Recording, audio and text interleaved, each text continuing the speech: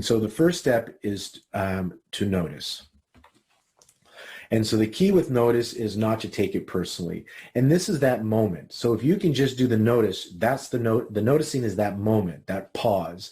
And when you can just have that pause, that's a chance for you to go from reactionary, being at the effect of what's happening, amplifying it, eating it, being in the ego, and becoming present with it so you're fully awake, so you now get to choose how you respond.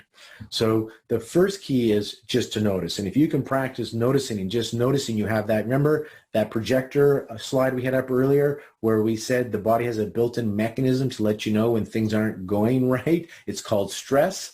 And we call it chi stagnation, Chinese medicine. Some people call it noise, friction, resistance. You know it. You're not feeling expansive. You're not feeling limitless. You're feeling contracted, tight, small, fearful, exact. You know the feeling. You know where you feel it, what that's like. So the first key is to notice. And then once we notice, because what's happening is we're seeing the world. I'm just going to pause for a moment here. What's happening is when you have a stimulus in your life, somebody cuts you off, something happens at work, something in the news, you see the world through the lenses of your subconscious. And what I mean by this is that you have these programs that you're running, these beliefs that you've inherited. You got them since you were childhood.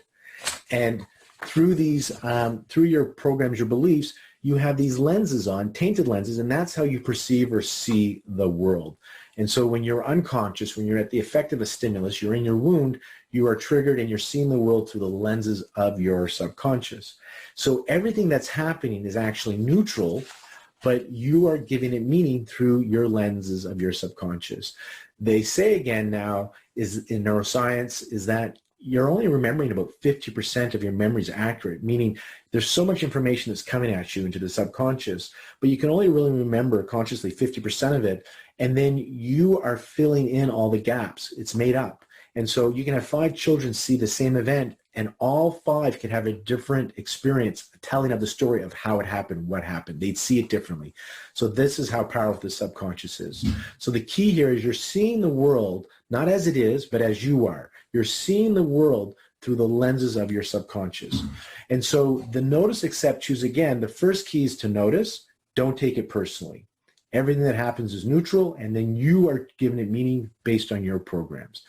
And if you can use these accepting what is tools that I like to use, if you can get into the present moment, then you are resourced. And I have the Superman pose here because when you are present, you are awake, you are conscious, you are resourced.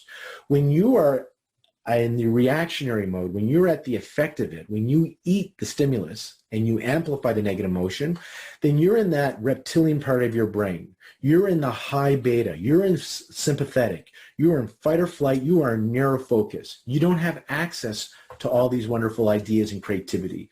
And so if you can use a tool to get in the present moment, then as Eckhart Tolle says, when you are present, you can either remove yourself from the situation, you can improve or change the situation, and if you can't remove yourself or improve or change it, then you can continue to accept what is, because you can be at peace in an unhappy situation, meaning you don't have to suffer.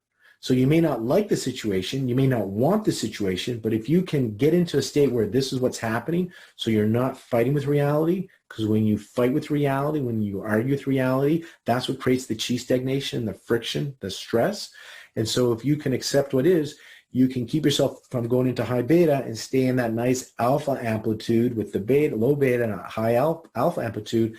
And now you get to access parts of your brain that is not available to you, solutions, when you're in the high beta, overwhelmed, sympathetic. So you can stay into that, get yourself into parasympathetic, get yourself into alpha, and now you're resourced. And now you get to choose how you feel. So these are some of the tools I use in my NAC approach, and I keep adding them. I use the breath. These, again, are tools and gimmicks to get you into the present moment. An event, a stimulus happens, and then that's neutral. You're going to give it meaning, but if I can just notice it, if I can take a moment to pause and then bring in one of these tools, then I can stay conscious, awake, resourced. I can stay whole brain, and then I get to choose how I want to feel. And that's really where your free will comes from, is you get to assert your free will and choose how you want to feel. So free will is the freedom to choose your feelings. And so nobody can really make you feel anything. Yes, there can be a trigger, so somebody can be the trigger, the stimulus, but your perception, your feelings are your business. You're doing that. And you can use present moment, notice, accept, choose again, to shift this. And so, again, Viktor Frankl says, when we are no longer able to change a situation, we are challenged to change ourselves. So the notice, accept, choose again, this belief change approach that I like to use, the key is to get you into present moment. And that's when you get to change your programs. And so you see the world through the lens of your subconscious. And so if you have a program that's not serving you, if you can change that program, your perception of the world can change. And Eckhart Tolle says, if you get the inside right, the outside will fall into place. So it's about changing the inner experience, the being, human being versus the human doing. It's changing the inside versus trying to change the outside.